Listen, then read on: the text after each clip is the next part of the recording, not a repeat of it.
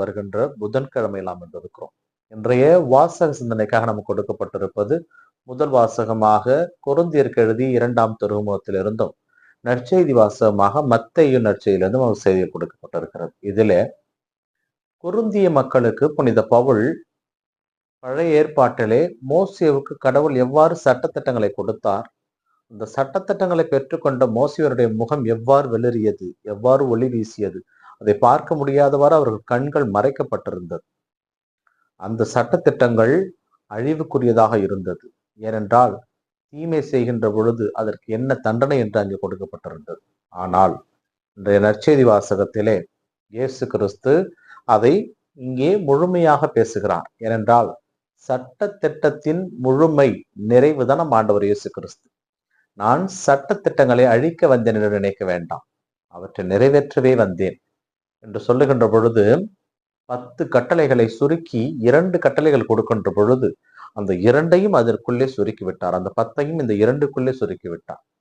ஆனால் அந்த 10ஐயும் செய்ய வேண்டாம், இது 2ஐயும் செய்யுங்கள் என்று சொல்லுகின்ற பொழுது அவர் சட்டத்திட்டங்களை மாற்றுகிறார் என்று அவர் மீது பழி போட்டார்கள். ஆனால் இயேசு கிறிஸ்து சட்டத்திட்டங்களை ஏற்படுத்தி அந்த சட்டத்திட்டங்களை வைத்து மக்களை ஏமாற்றி அவர்களை வாட்டி வதைத்த பரிசேயர்களையும் சதுசேயர்களையும் எச்சரித்தார். அந்த இயேசு கிறிஸ்து நமக்கும் ஒரு பாடத்தை சொல்லுகிறார். இயேசு கிறிஸ்துடைய நாமத்தை வைத்துக் கொண்டு நாம் மற்றவர்களை ஏமாற்றுகின்ற பொழுது, மற்றவர்களை கடின உள்ளத்தோடு சுட்டுகின்ற போது, மற்றவர்களை இல்லாதது பொல்லாதது பேசுகின்ற பொழுது அது நமக்கு பலனளிக்காது, நமக்கு ஆசீர்வாதத்தை கொடுக்காது, அது நம்மை கடவுளிடமிருந்து பிரித்து விடும். அதனால்தான் இயேசு கிறிஸ்து சொல்லுகிறார், அந்த விவிலியத்தில் இருக்கின்ற ஒரு சிற்றெழுத்தோ புள்ளியோ நிறைவேறாமல் போகாது, கட்டாயமாக நிறைவேறும். ஆனால் அந்த விவிலியத்தில் இருப்பதை மாற்றி தவறாக சொல்லுகின்ற பொழுது அவருடைய எண்ணங்கள், அவருடைய வார்த்தைகள் அவர்களுக்கு எதிராக செல்லும். அது கடவுளுடைய அருளை அவர்களிடமிருந்து பிரித்து விடும்.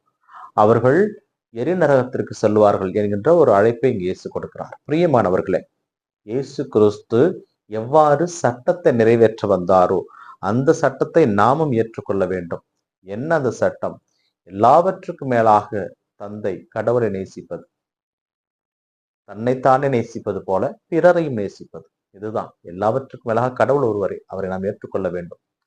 நம்மை நாம் அன்பு செய்வது போல பிறரை அன்பு செய்ய வேண்டும். இவற்றை நாம் செய்தோம் என்றால் இயேசு கிறிஸ்துனுடைய உண்மை சீடர்கள் நாம் என்பதை உலகறிய மார் நிமித்தி நெஞ்சு நிமித்தி நம்மால் சொல்ல முடியும்.